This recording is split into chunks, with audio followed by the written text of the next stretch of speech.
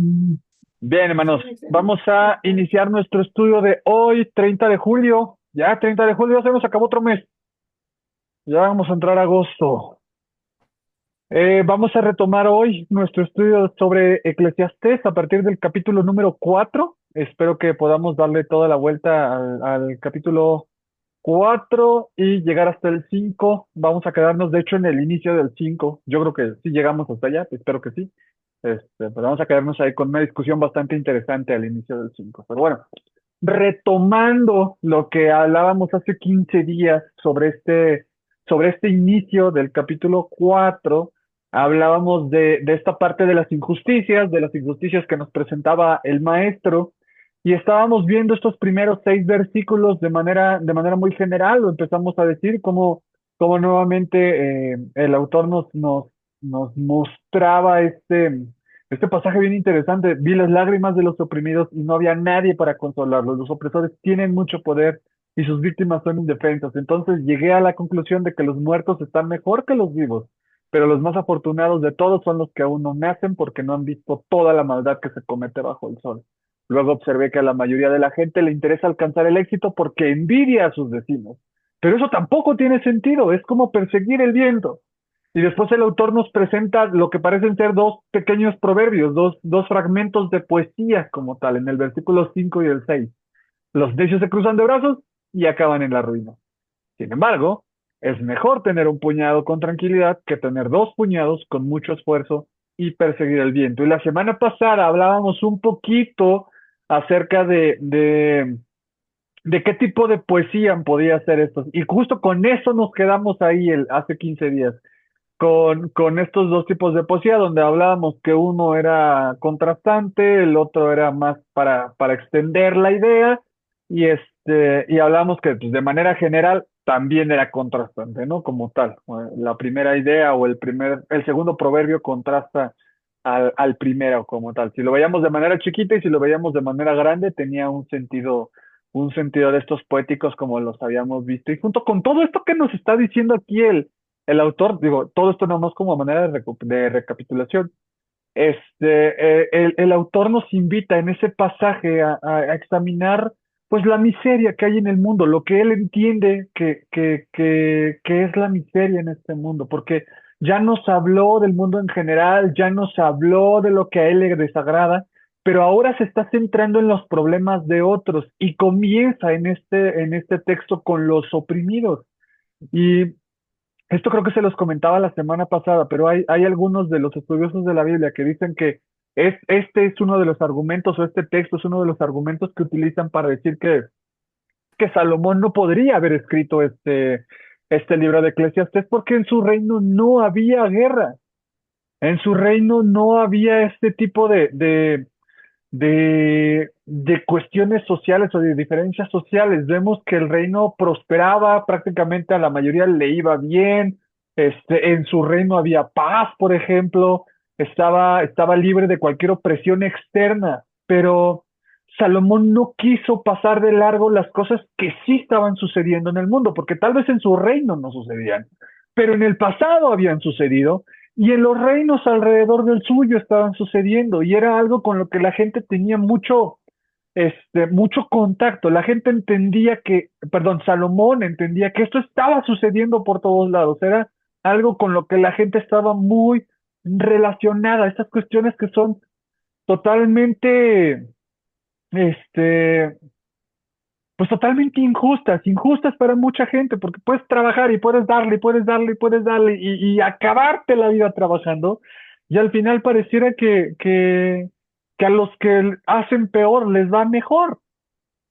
¿no? Y entonces llega a esta conclusión, pues mejor, pues parece que están mejor los que ya se murieron, o todavía está mejor si todavía ni has nacido, porque todavía ni te ha tocado ver todo este tipo de cosas.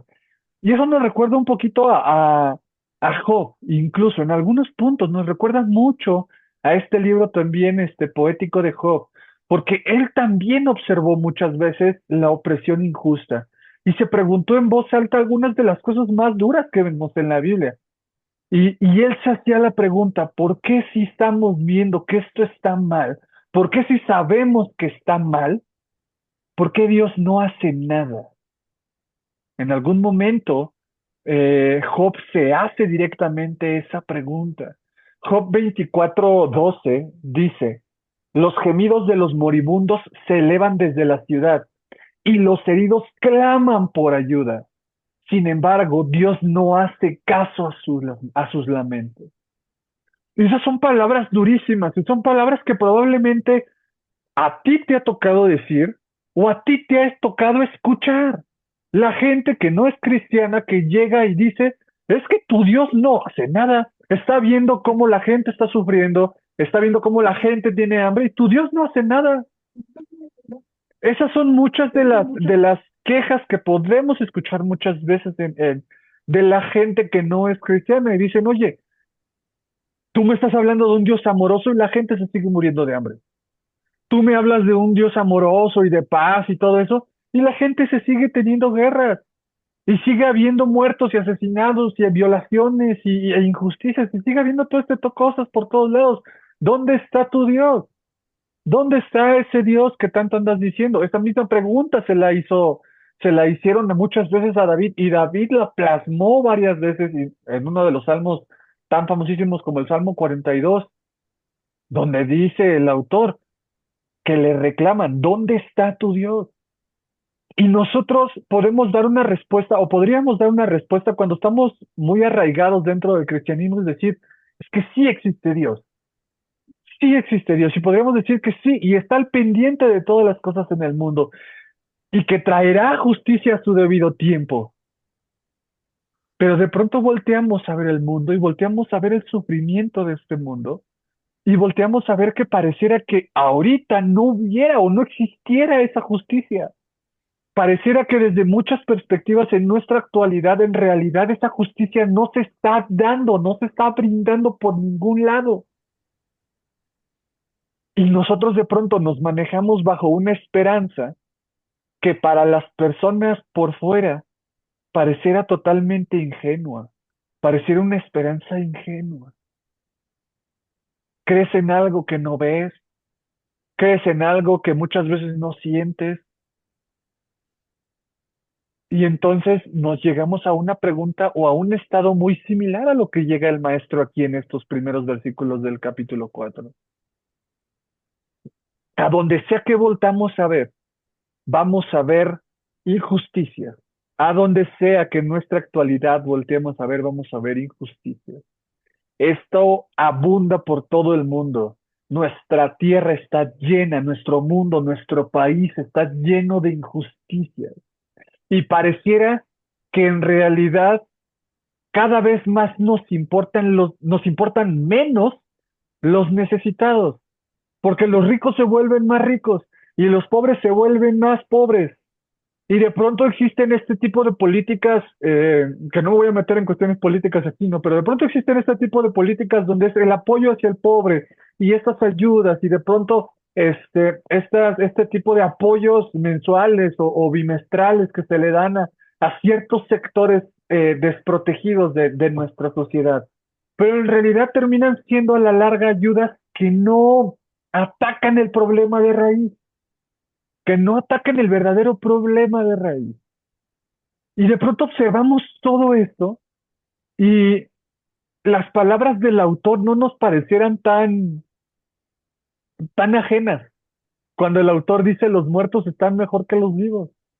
De pronto volteas a ver gente que está sufriendo en la calle, volteas a ver indigentes que están en la calle y dices, changos,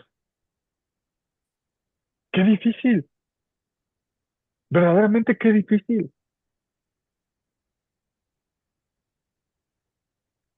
Hay religiones, ¿no? Hay religiones en el mundo. Casi siempre nos vamos a este tipo de religiones orientales, tipo hinduismo, tipo budismo, que llegan a conclusiones bastante similares como llega aquí el autor, de pareciera que es mejor no haber nacido por todo lo malo que sucede en este mundo.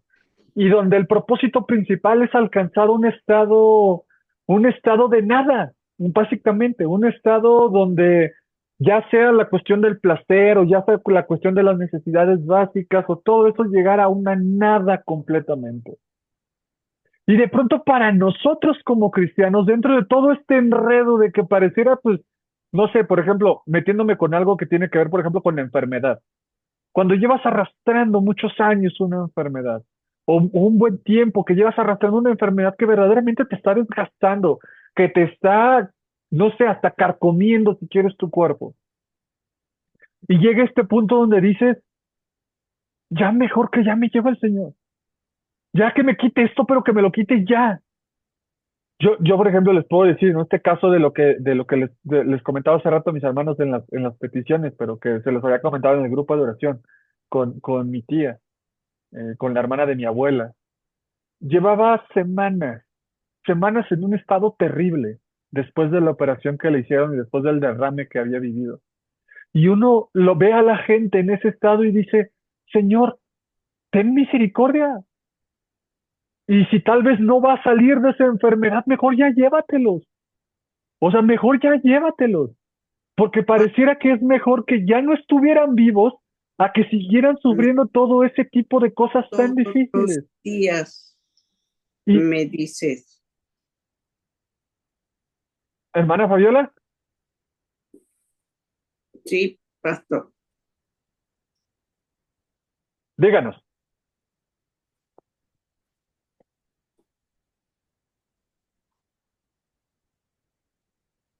hermana Fabiola, Sí, ¿iba a comentar algo? no, pastor, lo estoy oyendo, nada más que estaba yo hablando en voz alta, perdón. No se preocupa, al contrario, al contrario, al contrario. Entonces, de pronto nos encontramos con ese tipo de cosas, o nos encontramos en situaciones económicas difíciles, problemas familiares tan complejos, pero tan complejos que verdaderamente llega al punto donde le decimos a Dios, Señor, ya mejor llévame. O sea, mejor ya líbrame de todos estos problemas, de todos estos pleitos, de todas estas broncas, de todas estas dificultades. Mejor ya déjame estar contigo. O sea, en verdad, mejor ya déjame estar contigo, ya quítame todo esto, ya. Y Pablo, lo vimos el viernes en esta reunión de oración, en esta carta a los filipenses. Pablo escribió unas palabras bien directas en ese sentido. En su carta a los filipenses, en el primer capítulo, en los versículos 23 y 24, escribió esto. Estoy dividido entre dos deseos, dice Pablo. Quisiera partir y estar con Cristo, lo cual sería mucho mejor para mí, pero por el bien de ustedes, es mejor que siga viviendo. Y esas palabras de un Pablo encarcelado, de un Pablo que lleva muchos años sufriendo, que lleva muchos años siendo perseguido, pero que tiene un anhelo. Bueno, tiene dos anhelos. Uno de sus anhelos es estar con su Señor, ya. Así, ya. Pero otro de sus anhelos es ver a las iglesias crecer. Es ver a los hermanos desarrollarse. Y se encuentra él de pronto en esta disyuntiva de decir, yo ya me quiero ir con mi Señor, ya estoy cansado, estoy agotado. Después a Timoteo le va a escribir, ya he peleado la buena batalla, ya. Pero también los quiero ver crecer a ustedes. También sé que si yo estoy aquí con ustedes, ustedes van a seguir creciendo. Y entonces nos encontramos también nosotros como cristianos en lo que pareciera ser un doble propósito, ¿no? Para nuestras vidas. Porque dice Pablo, un versículo, ahí en el versículo 25, perdón, al estar consciente de esto, estoy convencido de que seguiré con vida para continuar ayudándolos a todos ustedes y a crecer y a experimentar la alegría de su fe. Pablo entendía que él ya se quería ir con su Señor, pero también entendía que el Señor lo tenía aquí con un propósito y muchas veces a nosotros nos cuesta entender eso y nos cuesta un montón ver eso. La cuestión con nosotros como cristianos es lo que les decía hace un momento, tenemos una esperanza diferente, tenemos una confianza diferente, porque a diferencia de aquel que no cree, a diferencia de aquel incrédulo, nosotros tenemos y sabemos que tenemos un maravilloso lugar al que vamos a ir cuando ya no estemos en este mundo. Y tenemos algo valioso para compartir también mientras estamos aquí, que ahí es donde radica todo lo que vivimos, todo lo que esperamos, todo lo que creemos, que es el amor de nuestro Dios, el amor de Cristo. Y eso es lo que nosotros debemos ir y compartir a la gente que ahorita no tiene ese amor, que necesita ese amor. que verdaderamente necesita, al igual que nosotros lo necesitamos en algún momento, al igual que nosotros lo seguimos necesitando todavía, tenemos esa necesidad de ir y compartir esa verdad, ese amor de Cristo que nosotros hemos recibido. Y con toda esa idea que el predicador nos ha presentado hasta este punto, regresa a la cuestión con lo del trabajo y presenta dos actitudes erróneas sobre el trabajo, porque dice que la primera de las cosas que nos dice es que deseamos el lujo de los demás. Deseamos tener el éxito muchas veces que los demás tienen, porque creo que se los he dicho en varios sermones por ahí, ¿no? Pero de pronto tenemos un carro bonito, tenemos algo bien en que movernos, pero resulta que el hermano llega con una camionetota y es así como de, changos, al hermano sí lo bendice más que a mí, a ese hermano sí le va bien,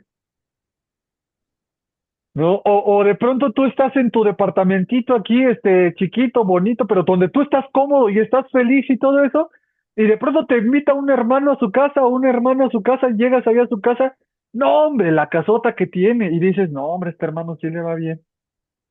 Y de pronto pensamos en el trabajo en función de alcanzar el éxito de otras personas, de desear lo que tienen otras personas, de compararnos con lo que tienen los demás y de pronto las bendiciones que tú tienes que a ti te gustan y que son agradables para ti, te empiezas a comparar y dices, chin, es que no es suficiente. Eso te hacía feliz, pero de pronto te comparaste con alguien más y ahora resulta que ya no es suficiente. De pronto de la nada ya no es suficiente, porque tendrás tu espacio bien bonito para ti y arreglado para ti y todo bien bonito así, hermoso para ti, pero como el otro tiene algo más grande o más nuevo, ahora tú ya quieres eso más grande, ahora tú ya quieres eso más nuevo. Y lo que tendrás podrá ser hermoso, pero ya no le prestas atención porque quieres lo otro. Y de pronto todos queremos demostrar que llevamos una vida exitosa. ¿Cuántas historias no han escuchado, hermanos, de gente que era pobre y que le cayó el cielo básicamente y que de pronto ya son ricos?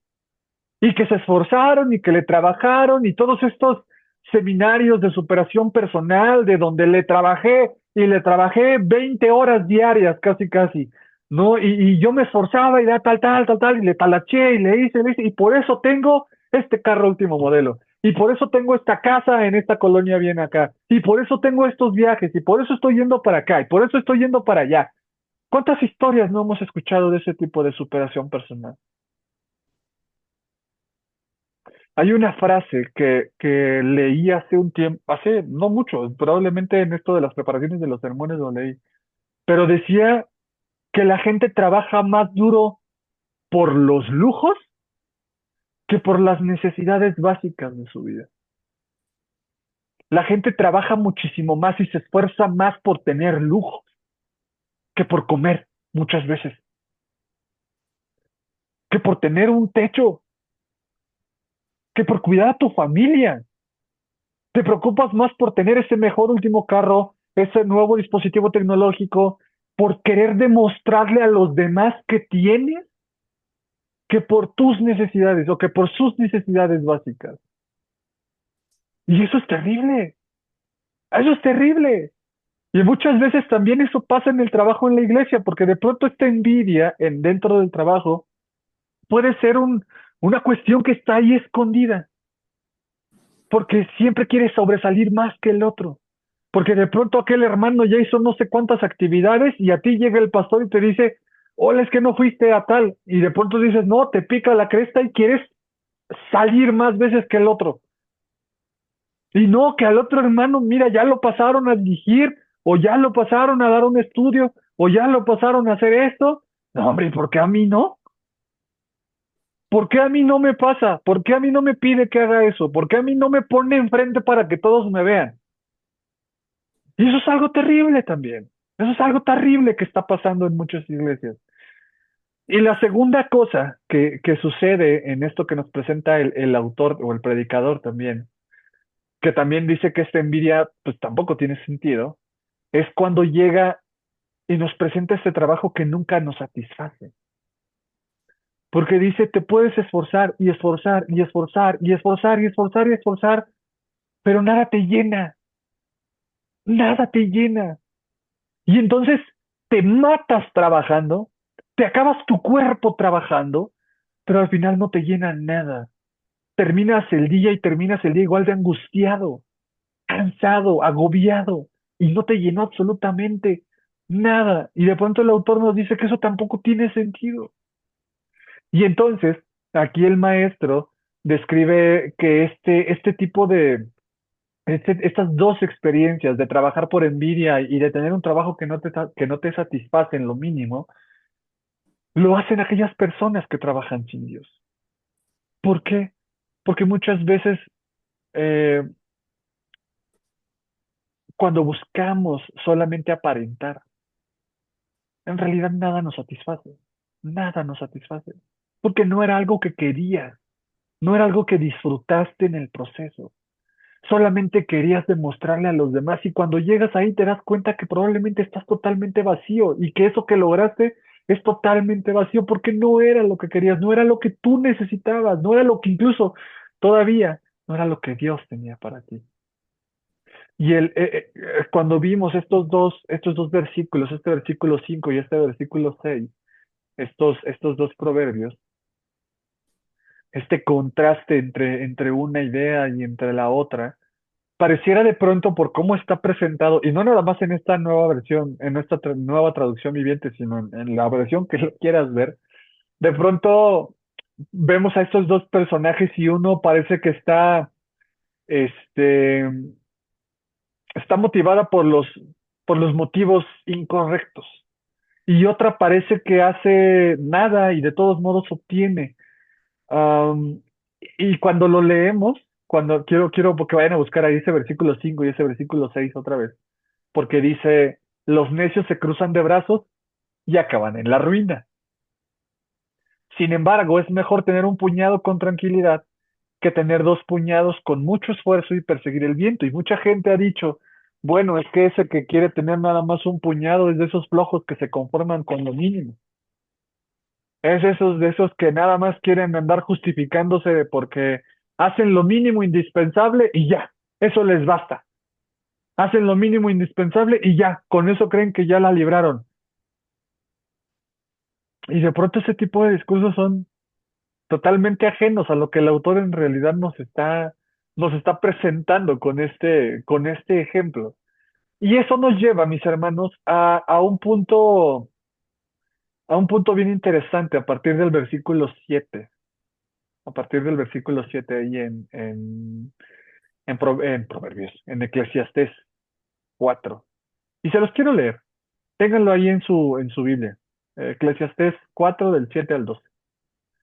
Dice, también observé otro ejemplo de algo absurdo bajo el sol. Es el caso de un hombre que está totalmente solo, sin hijos, ni hermanos. No obstante, trabaja mucho para acumular toda la riqueza posible. Sin embargo, luego se pregunta, ¿para quién trabajo? ¿Para qué? ¿Por qué me privo de tantos placeres? Nada tiene sentido. Todo es tan deprimente. Es mejor ser dos que uno, porque ambos pueden ayudarse mutuamente a lograr el éxito. Si uno cae, el otro puede darle la mano y ayudarle. Pero el que cae y está solo, ese sí que está en problemas. Del mismo modo, si dos personas se recuestan juntas, pueden brindarse calor mutuamente, pero ¿cómo hace uno solo para entrar en calor? Alguien que está solo puede ser atacado y vencido, pero si son dos, se ponen de espalda con espalda y vencen. Mejor todavía si son tres, porque una cuerda triple no se corta fácilmente. Y este texto, hermanos, yo sé que muchos de ustedes probablemente lo han escuchado en alguna boda, lo han escuchado en algún mensaje de cuando alguien se recién acaba de casar, es uno de los textos más usados para este tipo de meditaciones o de predicaciones en este tipo de eventos, pero tiene más profundidad este texto. Cuando lo leemos con todo lo que está sucediendo antes y con lo que viene después, este texto tiene muchísima más profundidad. Y miren, muy rápido, aquí el predicador o el maestro o Salomón continúa, continúa todavía enumerando injusticias de la vida, pero nos va a llevar a uno de los problemas que más afecta a nuestra sociedad, que tiene que ver con la soledad, con este sentimiento de soledad.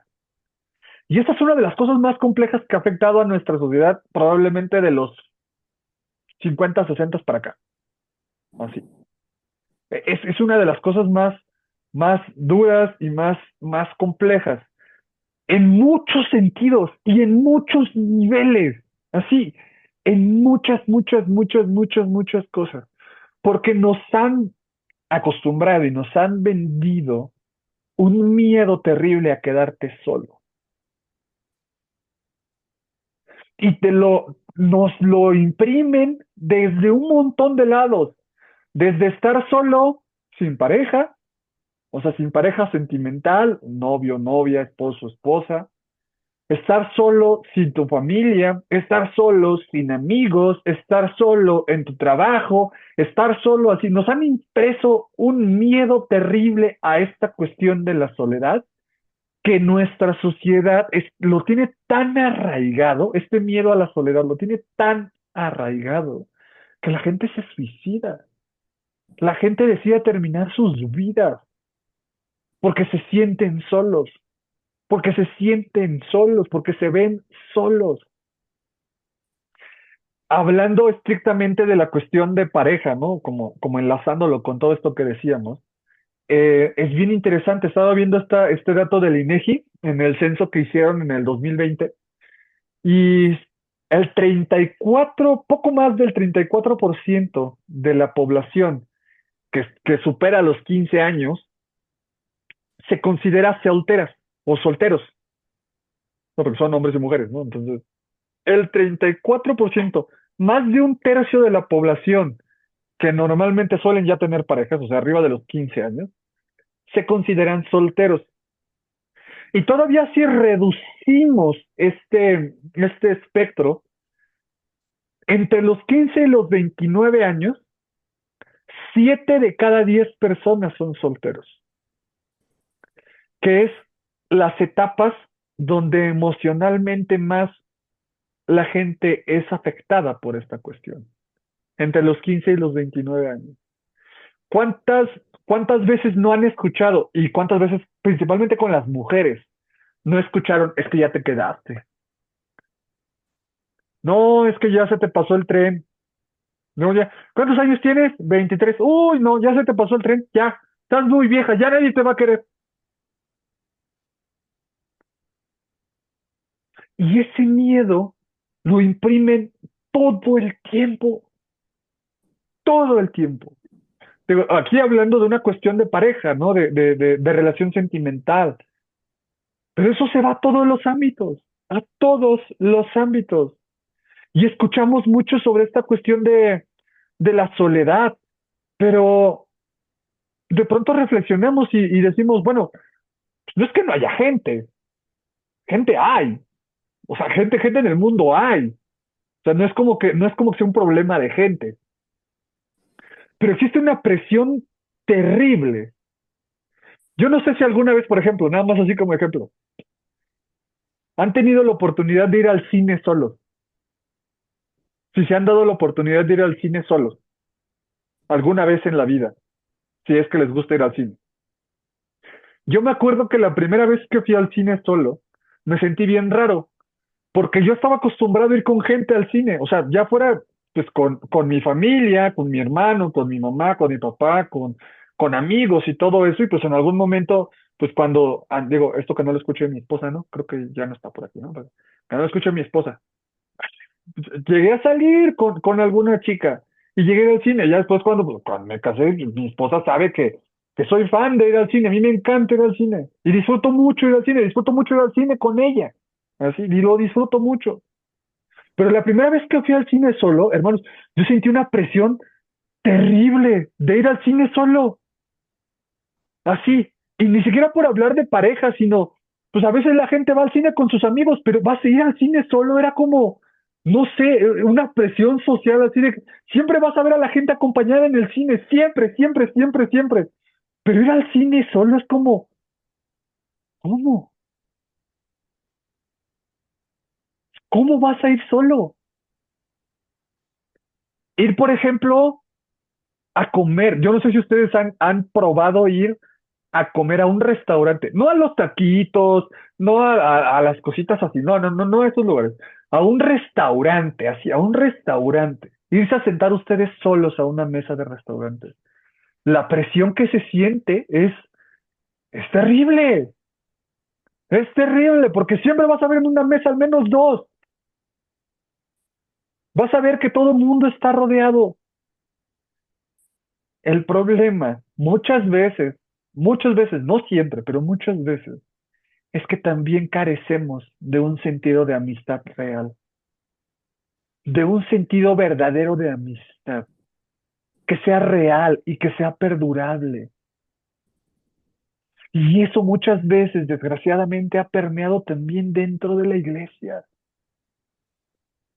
Conseguir una amistad con la que te puedas presentar como verdaderamente eres sin querer dar la impresión de algo más, de que eres alguien más, esa persona que es tu amigo, es tu amiga, pero que puedes hablar de mil y un cosas y que sabes que aunque te pelees, que aunque te distancies, que aunque lo que sea, va a ser tu amigo, va a ser tu amiga. Te va a dar a veces tus regañadas, te va a ver, a veces te va a decir de cosas si quieres, pero que va a estar allí. No, no, no, no es para que levanten su mano ni para que me digan, pero, o si alguno de ustedes quiere hacerlo, ¿no? Pero, ¿cuántos de ustedes tienen un mejor amigo? ¿Cuántos de los que están ahorita aquí, que cada vez veo que apagan más sus cámaras? Pero, ¿cuántos de ustedes tienen un mejor amigo o una mejor amiga? Alguien que ustedes saben que le pueden escribir y que va a estar allí para responderles. Josh, Sí, dígame. No, nada ah, más. man, nada más puede levantar tu mano. No, perfecto, perfecto. Pensé que ibas a decir algo. No, perfecto, No, perdón. no, no, no. No, no, no. Otra vez, voy a tomarme yo como ejemplo. Yo considero que tengo un mejor amigo, así como tal. O al menos dos, creería yo. Pero uno sé que es segurísimo, así.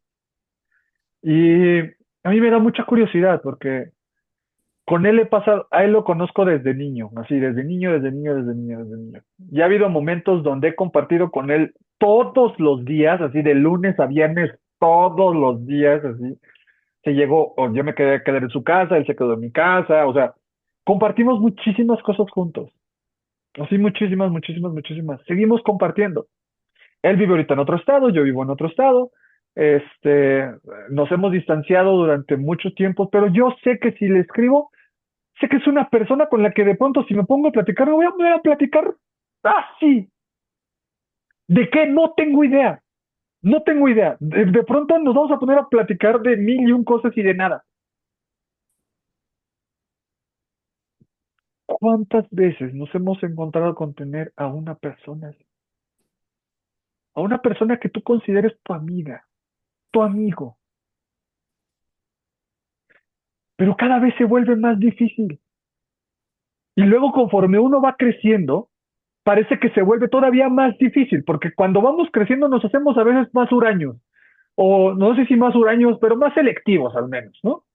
Ya no es como cuando eras chavo que tenías todo tu grupito de amigos con los que salías para todos lados y que sabías que ibas y cotorreabas para aquí y para allá.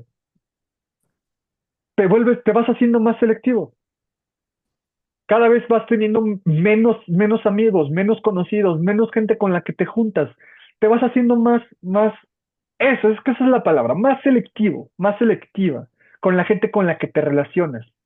Ya no estás para andar aguantando cosas que no necesitas aguantar. Aquellas personas que te caen mal, pues ya, bye. No, también no tengo por qué andar soportando cosas que no tengo que soportar, ¿no? Entonces cada uno se va volviendo más selectivo, pero de pronto en ese volverte selectivo, de pronto volteas para atrás y te das cuenta que pareciera que ya no tienes a nadie.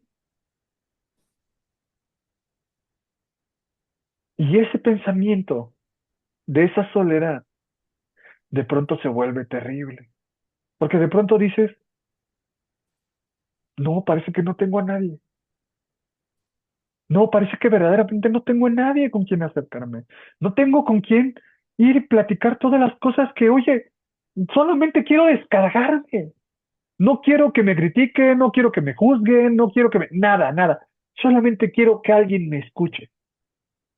Y muchas veces pareciera que no los tenemos. Y de pronto, el autor se mete con una cuestión todavía más compleja, porque nos presenta a este hombre rico y solitario que nos dice en este momento. Esta persona que se vuelve importante, se vuelve relevante dentro de su sociedad. Y de pronto cuando pensamos en nuestra sociedad, y digo, en esta sociedad donde estamos, no sé ustedes, ¿no? Pero de pronto esta sociedad que está tan al pendiente de las personas famosas, ¿no? Y donde de pronto no faltan los tabloides del TV y Notas y de las noticias, de esto de que el nieto de Maribel Guardia por fin subió las escaleras. Bueno, y eso a mí qué me importa, ¿no? Pero a alguien le importa y la noticia vende. Y de pronto estamos tan inmersos en ese tipo de noticias que parecen totalmente irrelevantes. Pero de pronto, ese tipo de noticias nos dejan ver que muchas veces estos artistas que parecieran tenerlo todo, en realidad están sumidos en una vida totalmente solitaria. ¿Cuántos artistas, actores, actrices, músicos, no se han desvivido por lo que les causa, por el tipo de soledad que les causa el estrellato y la fama? Hay muchísimos ejemplos de personajes que se consumieron por las drogas, que se consumieron por el alcohol, porque a pesar de que estaban rodeadas de un montón de personas, se sentían totalmente solos. Y ahí en el versículo 8 de este capítulo 4 hay una frase que no aparece en el original. Hay dos palabras que no aparecen en el original, en ninguna versión de la Biblia aparecen. Más bien, en el original no aparecen, pero en todas las versiones de la Biblia sí aparecen. Que es, ahí en el versículo 8 si lo tienen, es esta frase se pregunta. Ahí cuando estamos leyendo que dice, ¿para quién trabajo? Porque me privo de tantos placeres, nada tiene sentido. No, espérame, antes. Es el caso de un hombre que está totalmente solo, sin hijos ni hermanos. No obstante, trabaja mucho tiempo para acumular toda la riqueza posible. Sin embargo, luego se pregunta. Ese sin embargo, luego se pregunta no existe en el original. Fue añadido para que nosotros como lector pudiéramos entender que la pregunta siguiente la hace este personaje solo, este personaje que está diciendo que no tiene, que a pesar de haber acumulado muchas riquezas, no tiene a nadie. Y entonces se pregunta, ¿para quién trabajo? ¿Por qué me privo de tantos placeres? Nada tiene sentido. Y en ese momento, en ese punto del texto, cuando lo estamos viendo, es bien interesante ver cómo Salomón se pone en la situación de esta persona, sí, de este sabio, de este que nos está diciendo estas palabras como tal, porque el predicador, el maestro, de una manera completamente simple y natural, se mete en las palabras y en los pensamientos de este otro personaje. Y es lo mismo que hizo antes, en este mismo capítulo, con ese breve diálogo entre el hombre que trabaja duro y entre el necio. No sé si lo recuerdan. Perdón, no en este capítulo, en el anterior. ¿Recuerdan ese discurso del sabio y el necio, ese fragmento a la mitad del capítulo donde decía que no, tampoco tenía sentido esta cuestión con este hombre sabio y con este hombre necio? Leemos todo este fragmento y yo se los decía hace 15 días. Si alguien hubiera escrito esto hoy, así, 2025, nadie dudaría que sería un problema de nuestra sociedad. Nadie dudaría que es un problema actual. Nadie dudaría que esto que estamos leyendo, palabras que se escribieron hace 5,000 años, tienen toda la profundidad en nuestra actualidad. Josh, Ok. No, ahorita que estabas manejando la idea de que había una situación en la que, eh, bueno, que hay diferentes puntos de vista de cómo se manifiesta esta situación, que si porque se había opresión en el tiempo de Salomón o no había opresión en el tiempo de Salomón, me confirma algo que para mí es algo que no sé, que voy a decirlo aquí y a lo mejor me ayudas y todos me ayudan a definirlo bien, pero siento que toda esta idea de Eclesiastés no es realmente lo que Salomón está viendo, sino lo que él está tratando de procesar en su mente como poniéndose en los zapatos de los demás.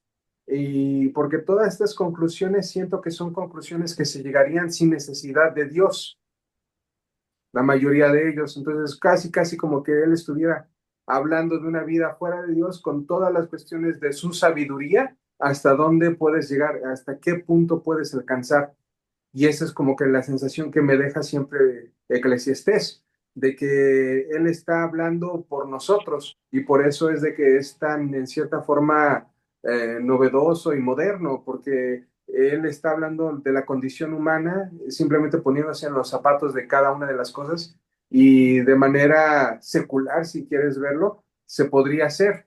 Pero ahora vamos a ver qué twist da, ¿no? O sea, esa es la sensación que tengo de que él no está hablando que con Dios todo esto se llega a esta conclusión, sino que simplemente con ser humano llegas a estas conclusiones. Llegas a estas conclusiones y está puesto en el punto de vista de alguien que no necesariamente tiene a Dios. Ok, ese es mi... hablábamos, Perdón. no, no, sí, gracias, gracias, Josh. Justo hablábamos con estas pequeñas discusiones, ¿no? O sea, respecto a la autoría de Salomón, también nos permiten dar esa profundidad sobre la reflexión de este libro, sobre las palabras de este libro como tal. Ahorita vamos a llegar a los versículos del 13 en adelante, donde se va a plasmar un poquito más esta cuestión todavía más dura, porque es cierto, de pronto la reflexión pareciera ser como que no se le está, como que no es un diálogo con Dios. Es más una cuestión de introspección que está haciendo el autor sobre muchas de las cosas de las que ha estado viendo, sobre mucha de la experiencia que ha estado viendo, sobre muchas de las circunstancias que se repiten y se repiten y se repiten. Por eso el autor decía, no hay nada nuevo bajo el sol. Lo que antes había pasado va a volver a pasar y pasará otra vez. Porque así es la condición humana, porque como justamente lo está diciendo ahorita Josh, porque así es la condición humana, porque no aprendemos, parece que no aprendemos de nuestros errores. Y entonces toda esta reflexión, sí, pareciera que de pronto es muy introspectiva, muy, muy hacia adentro. Sí de lo que está pasando afuera, sí de lo que está sucediendo afuera, pero de pronto más una cuestión hacia adentro más que un diálogo como tal, ¿no? Directamente hacia Dios. Y de ahí, de esto que está haciendo el maestro, de esto que está haciendo el predicador, de pronto nos vamos a los versículos 9 al 12 que son estos que les acabo de leer, ¿no? Que son muy utilizados en las bodas, en los servicios de matrimonios o renovación de votos incluso, ¿no? Esta cuestión. Dice el 9 al 12, es mejor ser dos que uno porque ambos pueden ayudarse mutuamente a lograr el éxito. Si uno cae, el otro puede darle la mano y ayudarle. Pero el que cae y está solo, ese sí que está en problemas. Del mismo modo, si dos personas se recuestan juntas, pueden brindarse calor mutuamente. Pero ¿cómo hace uno solo para entrar en calor? Alguien que está solo puede ser atacado y vencido. Pero si son dos, se ponen de espada con espada y vencen. Mejor todavía si son tres, porque una cuerda triple no se corta fácilmente. Y aquí yo les quiero hacer varias preguntas, hermanos. La primerita, ¿ustedes consideran que este fragmento del 9 al 12 es poético o es narrativo? ¿Qué está haciendo aquí el autor? ¿Nos está diciendo una poesía o nos lo está narrando? ¿Cómo lo sienten ustedes? Del 9 al 12. Yo siento que lo está narrando, pastor. Ok, ok, muchas gracias, hermana Fabiola. ¿Alguien concuerda con la hermana Fabiola o alguien está en desacuerdo con la hermana Fabiola?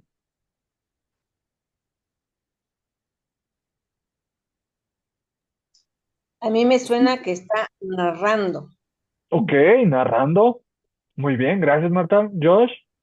No, mi Yo mamá. también. Ah, hermana Yuriko. Lo está narrando de acuerdo al comportamiento humano. Ok, entonces Sí, sin Dios. me parece perfecto. Muchas gracias, hermana Yuriko. ¿Alguien más? ¿O todos nos quedamos con esta parte que es una narrativa? O sea, lo está narrando como tal. Curiosamente, aquí, en este fragmento, lo habíamos platicado anteriormente, o Raúl, ¿ibas a decir algo? Era como una, bueno, yo lo siento como poesía. Ok, Raúl lo siente como poesía. Raúl es el único que discrepa con todos y ahorita vamos a ver cómo nos va con esto. Aquí el autor está ya empezando a emplear, digo, sabemos que era un personaje sabio, ¿no? Pero de pronto aquí lo que está haciendo el autor ya nos está empezando a mezclar un poquito de elementos de ambas cosas. Porque si lo empezamos a leer, recuerden los tres tipos de poesía que vimos desde el principio. La que hace eco, recuérdenlo muy bien, la que hace eco, la que contrasta y la que extiende una idea. ¿Vale? Entonces, Josh, No, iba yo a decir de que estoy de acuerdo con el hermano Raúl en algún sentido, porque dice que el futuro está definido y luego dice todo está decidido. Entonces es como un eco también, y ok, luego contrasta y al final también narra. Entonces es como una mezcla, pero está bien. ah, perfecto, muchas gracias. Y ahí voy. Si se dan cuenta, hemos tratado de ver también a través de la ayuda que nos da nuestra nueva traducción viviente y algunas traducciones, ¿cómo es esto? ¿Cómo se estructura el texto? Muchas veces eso nos ayuda a identificar cuándo es una poesía y cuándo no es una poesía. Por ejemplo, déjenme se los pongo aquí, Eclesiastes 5. Denme un segundito para que se las pueda poner aquí.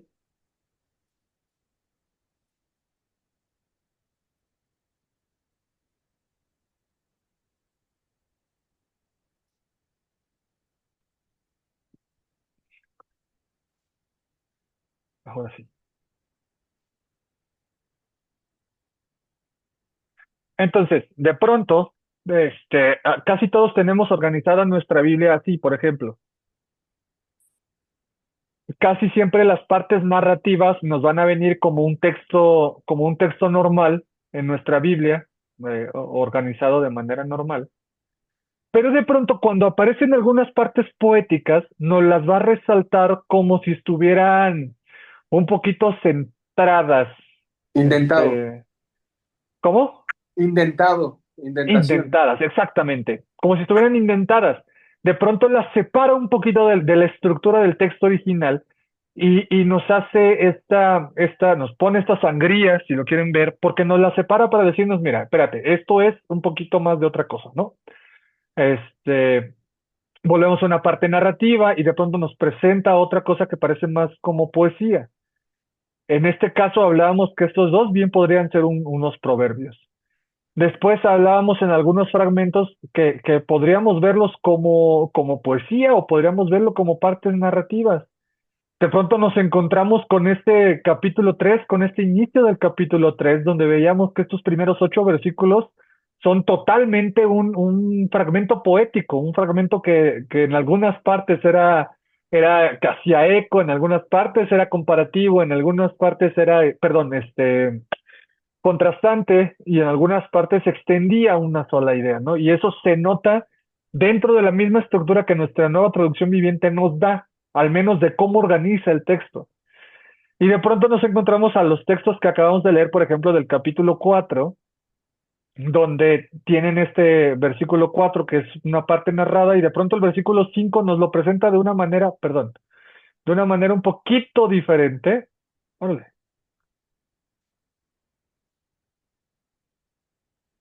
Ah, dice,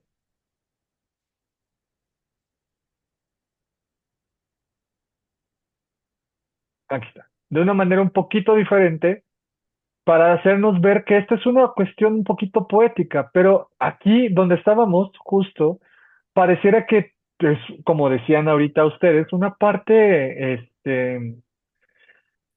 más narrada que poética. Entonces, antes de dar, Josh,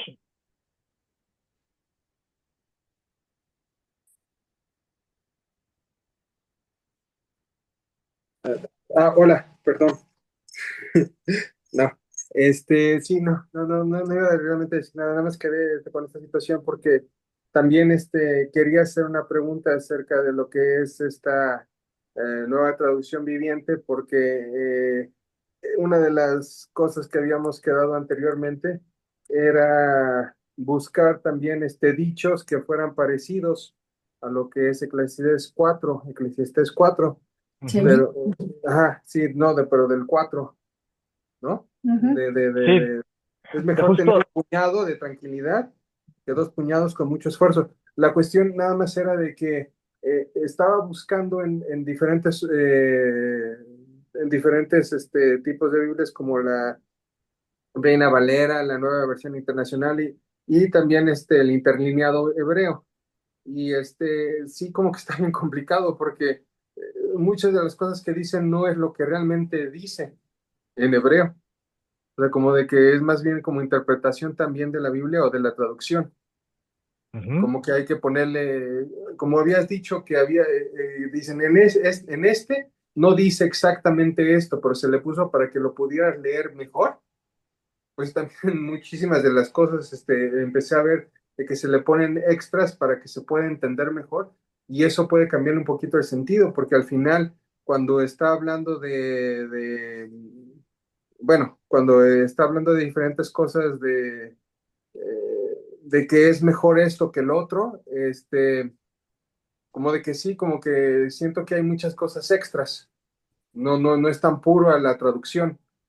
Pero supongo de que esto responde a de que tiene un orden poético. Entonces, cuando uno traduce un poema, pues no puede traducirlo directamente. Es así como que te quiero como quiero a una piedra o alguna cosa así, se oiría feo, ¿no? Entonces hay que decir, te quiero como te quiero una piedra preciosa. Entonces esa palabra extra cambia mucho el sentido, pero al mismo tiempo da mucha fuerza a lo que se está diciendo, ¿no? sí, justo, no sé si recuerdas, no recuerdo si ya, creo que sí ya estaban ambos aquí, el año pasado, creo que fue el año pasado, sí creo que fue el año pasado, dimos unas clases, un par de clases sobre la Biblia, en los domingos en la escuela bíblica, sobre la creación de la Biblia como tal. Y una de las cosas que hablábamos en la creación, en un punto, cuando estábamos tratando esto, es que al momento de los editores y los copistas de la iglesia, todos estos que a lo largo de la historia, de los años, desde los tiempos judíos hasta los tiempos posteriores, ya en la época cristiana, toda la gente que se dedicó a transcribir y a transcribir y a transcribir y a transcribir y a transcribir y a transcribir y a transcribir y a transcribir y a transcribir la Biblia, nosotros confiamos que el proceso en el cual Dios obró y cuidó y llevó de la mano el proceso de escritura de la Biblia no fue nada más en el tiempo donde el autor se sentó y escribió como tal, sino también durante todo el proceso de aquellos copistas que dedicaron probablemente su vida entera para copiar fragmentos de la Biblia de una manera fiel y retratar lo que el texto en sí mismo decía. Pero en ese momento dábamos un par de ejemplos donde de pronto había algunos manuscritos que, no sé, por ejemplo, ahorita no tengo uno en la mente, no, estoy tratando de recordar uno y estaba tratando de buscar uno para explicarlo, pero de pronto ponían, ¿no? Por ejemplo, eh, por decir cualquier cosa, en el mar de Galilea, cuando Jesús iba caminando por acá, y alguien dentro de todas las ediciones te ponía nada más como una nota al pie, así, ¿no? Como una nota al pie, como nosotros ahora tenemos estas notas al pie en nuestras Biblias que de pronto nos dicen el significado literal de una de esas. Estos editores también ponían notas al pie sobre ciertas cosas, donde te decían, no sé, el mar de Galilea en el cual cruzó Jesús. Ah, bueno, el mar de Galilea que quedaba al este de tal cosa. ¿No? Entonces, ese editor en ese momento, ese copista de la Biblia, en algún momento hizo esa nota, nada más que añadía un al este de, porque para referenciar con una ciudad en concreto, ¿no? Entonces, esa nota al pie se copiaba tantas veces, tantas veces, tantas veces como nota al pie durante tantos años, que en algún momento un copista dijo, bueno, ya no lo voy a poner como nota al pie, lo voy a poner en el texto, ¿no? O sea, para que no tengas que andar viendo por acá, dice, en el mar de Galilea, al este de la ciudad tal. Entonces quedaba como parte del texto. Tenemos muchos conocidos y sabidos y bien sabidos, este, de fragmentos, pequeñas frases, pequeños momentos que se fueron añadiendo así para dar una mejor explicación sobre ciertas cosas. Hay algunos, por ejemplo, en el Antiguo Testamento, sobre ciudades que cuando se escribieron de ellas ya no existían. O sea, la ciudad en sí misma ya no existía. Y entonces para ubicar cierta ciudad, para ubicar cierto espacio, lo que se hacía era, el editor o el copista añadía una pequeña nota sobre dónde estaba esa ciudad o dónde se ubicaba esa ciudad o sobre qué se hacía en esa ciudad y la añadía como una nota al pie, como una nota al calce o a veces como una nota a un lado, ¿no? Y entonces después de las diferentes y muchas transcripciones que se fueron haciendo de la Biblia, bueno, eso se terminó añadiendo al texto. Entonces sí, hay muchos momentos donde parecieran este tipo de cosas que de pronto le dan un sentido diferente, extra profundo, o ayudan a clarificar ciertos aspectos, no cambian el sentido del texto, o en algunos momentos, como dices, le dan una profundidad diferente al texto que pareciera no tener previo. Pero dentro de esto de lo de los proverbios, es bien interesante porque una de las cosas que yo les había pedido, gracias Dios, porque ya sé que tú sí hiciste tu tarea, yo espero que los demás también hayan hecho su tarea, y que se acuerden, y si no se acuerdan, la tienen para la siguiente semana de una vez, se las digo. Una de las cosas que yo esperaba que hicieran, y se las digo de una vez, es que trataran de obtener el sentido del proverbio, como los necios se cruzan de brazos y acaban en la ruina. ¿Qué significa ese proverbio?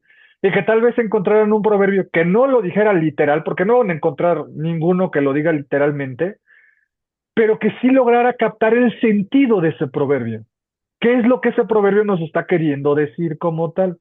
Y ahí nos centramos también en esta cuestión que nos decías, ¿no? De pronto hay algunas cosas que, pues, en el hebreo original y para transcribirlo, para traducirlo a lo de nosotros, ya no tienen mucho sentido, ya sea poéticamente o incluso ya sea dentro de las mismas palabras. Y entonces los traductores han hecho un trabajo magnánimo de traducción para tratar de brindarnos la escritura más fiel posible. Y por eso, gracias a Dios, que tenemos la oportunidad de tener versiones de la Biblia que son literales y otras que son más interpretativas o que son más dinámicas, por ejemplo, ¿no?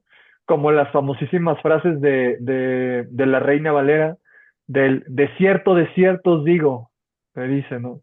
Que no es una frase que ya nadie ocupa en el español, que probablemente venga de un tipo de lenguaje judío y que sí, al repetir varias frases damos una acentuación que permitía que entendieras la profundidad de lo que se estaba por decir, ¿no? Y de pronto las traducciones este, más actuales, en vez de decir de ciertos, digo, dicen pongan atención, por ejemplo. Pastor, me Voy. retiro con su permiso. Hermana Fabiola, cuídese mucho, que Dios me la bendiga. Buenas noches. Buenas noches, pastor. Gracias por escucharlo siempre. Gracias a usted por estar. Cuídese mucho. Gra- Raúl, Voy. Sí, mira, fíjate que, por ejemplo, ahorita el versículo que dijiste, el 5, aquí en la de traducción actual, dice, el tonto no quiere trabajar y por eso acaba muriéndose de hambre.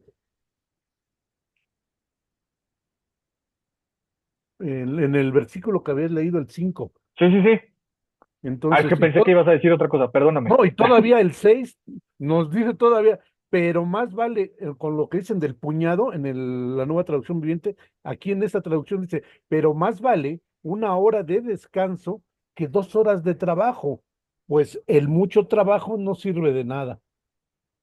Y por ejemplo, ahí tomando el versículo 4, perdón, el versículo 5, una Sí. traducción más literal dice, el necio cruza sus manos y come su misma carne. Uno lo lee de una manera más literal y la frase para nosotros tal vez no tenga mucho sentido. Vamos a decir, ¿y este qué es caníbal o qué? O sea, para nosotros la traducción en sí misma no tiene, pero cuando uno profundiza en lo que la frase significaba comer su propia carne para el israelita en ese tiempo, bueno, entonces tal vez ya tiene uno más sentido. porque tal vez no se refiere a su propia carne de su propia carne, sino, no lo sé, ¿no? O sea, como hablando de ese tipo de cosas. Josh,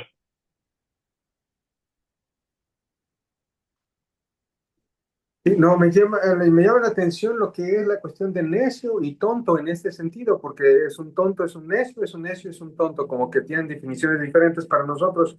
Pero sí, en todo caso, en el de mejor tener un puñado con tranquilidad que tener dos puñados con mucho esfuerzo, en la Reina Valera viene bien diferente, pero bueno, no increíblemente diferente, pero sí me costó mucho trabajo sacar lo que eran los dichos, porque viéndolo desde un punto de vista podríamos estar hablando de la tranquilidad que uno tiene por la seguridad económica, por el otro lado, por el qué tranquilidad, por la ambición, por decir, por el otro lado es por, o sea, se puede ver de muchas formas.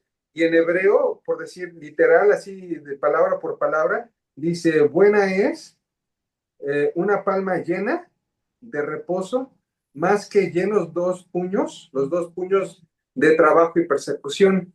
Esas serían exactamente las palabras así, una por una. Y como que en esta viene un poquito diferente, entonces por decir, cuando estaba buscando los dichos, pues depende de qué, cómo se ve el dicho, es como lo que realmente quiere decir, porque puede uno pensar de que, ¿para qué me baño si me voy a volver a ensuciar? O puede ser así, ¿para qué tengo esto? Más vale esto que el otro, más vale tener poquito que mucho, ¿no? Más vale tener algo honesto que algo... Entonces se puede ver de tantas formas, con diferentes traducciones, que cambia el sentido muchísimo. por eso les decía, justo por eso les decía que esta tarea que les había dejado hace 15 días iba con un poquito de trucuñela ahí, ¿no? Porque implicaba, digo, la nueva traducción viviente y las nuevas traducciones, la NBI, como la traducción al lenguaje actual que nos leyó Raúl, de pronto ya tienen una interpretación, ¿no? Una interpretación de ese texto. Entonces, nosotros podemos extraer ese significado, esa idea de que el texto nos está intentando dar y tratar de encontrar un proverbio que se asimile a algo así por el estilo, pero para eso también tenemos que atravesar un proceso de interpretación nosotros, aparte. Pero Josh, ¿cuál sería básicamente, perdón, el correcto? Porque así como podríamos ver así como de que es mejor porque dice que es mejor tener un puñado con tranquilidad que dos puñados con problemas o lo que sea. Pues no sé, es más bien así como que puede hablar de la tranquilidad o puede hablar de la ambición. Entonces, si es de la tranquilidad, es más vale no hacer tanto esfuerzo y conservarlo hasta el punto y ya decir hasta aquí, sin que me complique. Podría ser esa la interpretación. ¿Y cuál es la interpretación correcta? Vamos a decir que se ha establecido, pues. esa es una de las cosas más maravillosas de todo esto, Josh. Ok. Y más nos enfrentamos a la cuestión poética, de hecho, que en los libros poéticos en sí mismo, porque tú dijiste hace rato algo que es súper fundamental. Y por eso lo hablábamos al principio con este libro que no está catalogado dentro de los libros poéticos, sino más bien de sabiduría, más que poético en sí mismo. ¿Por qué? Porque traducir una poesía, traducir algo que es como tal, pues sí, poético, y más este es un fragmento poético dentro del libro de sabiduría, implica toda su complejidad.